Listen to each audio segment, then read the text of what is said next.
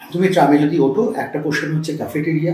আমি ইচ্ছে করেই ক্যাফেটেরিয়ার কথাটা বলেছিলাম, কেননা একটা জিনিস যদি মেনটেন করার জায়গা আসে তখন একটা অর্থনৈতিক জায়গা চলে আসে। অবশ্যই। তাই সেইখানে জিনিসপত্র বিক্রি করে সেই টাকা দিয়ে যদি হালকাও মেনটেন করা যায়, যদি একটা বাল্ব কেটে গেল তার জন্য অত স্যাংশন না করে সেখান থেকে নিয়ে যদি করে করা যায়, এই একটা ভাবনা ছিল।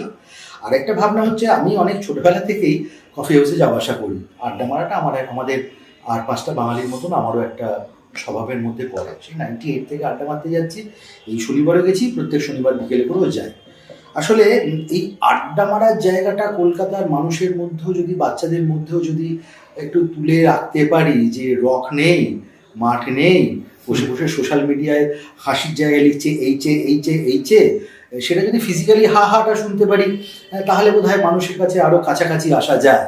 সুতরাং ছেলে মেয়েদের আড্ডা স্থল হিসেবেও আমি এটা ভেবেছিলাম যে তারা যাবে সরকারি জায়গা, 5 টাকা করে চা খাবে, 5 টাকা করে টিকিট কাটবে, খানিকক্ষণ বসবে, গল্প করবে, চলে আসবে। কিন্তু বাঙালিরা আড্ডা মারতে ভালোবাসে।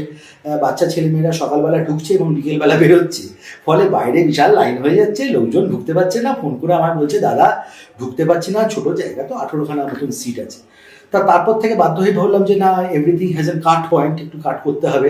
বাচ্চাদের বকাঝকা না করলে তারা তো ঠিক বুঝতে পারে না যে এটা সে অন্যায় করছে না, মানে এটা দরকার ছিল না আর কি। ফলে আমরা 1 ঘন্টা করে করেছিলাম, 10 টাকার টিকিট। এখন বোধহয় সেটা 45 মিনিট, 45 মিনিট মোটামুটি থাকতে দিচ্ছে, ওরকম ঘড়ি ধরে নয়, থাকতে দিচ্ছে।